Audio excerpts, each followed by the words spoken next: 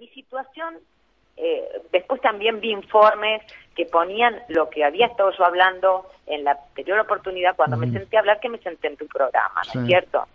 Era otra Ileana, era otra circunstancia a la que me agarras hoy, ¿no? En aquel momento me cae el mismo baldazo que yo recibí el otro día, pero a una mujer que tenía su familia, que es para mí mi mayor capital. El resto no vale. Para mí, mi capital es eso, mis hijos, mi mamá. En aquel momento tenía mi papá, tenía marido. Y a quien le atentan contra su capital, con su todo, sale como salí yo.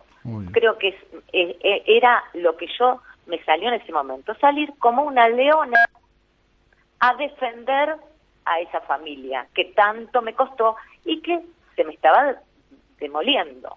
Como encandilada. ¿Cómo? Con todo. Yo no podía tampoco creer en aquel momento todo esto que pasó. Así la defendí como leona sentada en tu programa. Rebatiendo todas las cosas desde lo que yo conocía, porque es desde lo único que puedo hablar, desde lo que yo conozco. Ahora, después de ese momento, yo para afuera lo que hago, salgo a defender mi familia. Después de eso, saben todo que tenía mi papá internado. Un día yo me siento después de eso llego a casa y echo a mi marido de mi casa. Llego a sentarme con mi papá y me dice, tu marido está, me dice papá, que estaba haciéndose la diálisis y a medio lengua, dice, tu marido está en casa, ¿no?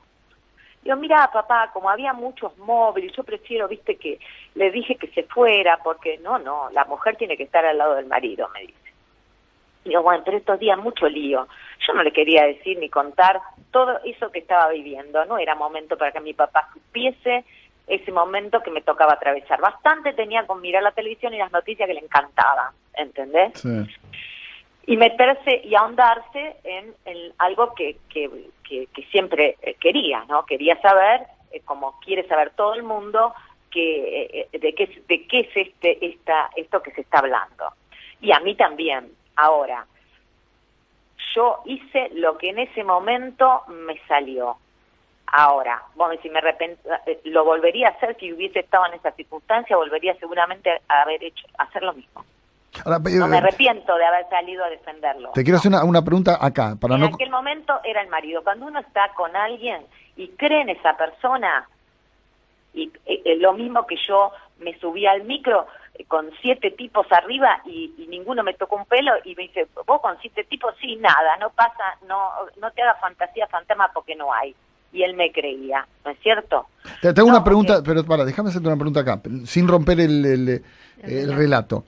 Vos acá contás, yo lo eché, o sea, vos saliste a defenderlo, como es lógico, obnubilada, como una leona encandilada, usaste esa palabra que es muy gráfica. Y me acaba de contar, yo lo eché. ¿Qué pasó entre la leona encandilada y el momento en que vos decidís echarlo? ¿Qué pasó? El momento no, eso es algo que yo ya me sentía mal, me sentía estafada. Ahora, ¿qué fue lo que yo creía más en la hipótesis? En aquel momento estaba la hipótesis que él tenía una mujer y un hijo en Panamá. Ah, eso era lo más fuerte. También. Sí.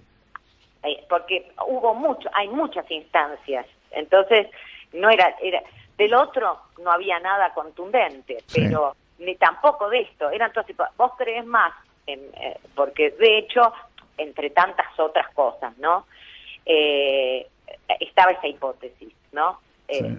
Y fue lo que yo me nací a hacer, como soy, temperamental. Soy visceral. Sí. Entonces, eso es lo que me nació hacer. Más allá de si estaba bien o si estaba mal, o qué sé yo. Eso es lo que una mujer hace cuando siente que me están tocando eso que con tantos años, con tanto sacrificio y con tanto amor, una arma, ¿no es cierto? Sí. Mi situación en ese momento era esa. Hoy no es la misma. Y te puedo decir que hace 3 años de esto, Sí. más o menos, no sé, porque mi papá falleció hace más de 2 años, así que debe hacer como 3 años porque pierdo un poco la Sí, noción sí, del sí, sí, tiempo. sí, sí. Que mi familia se enriqueció, mi familia, aquella te estoy hablando, Sí. que se había enriquecido, nada.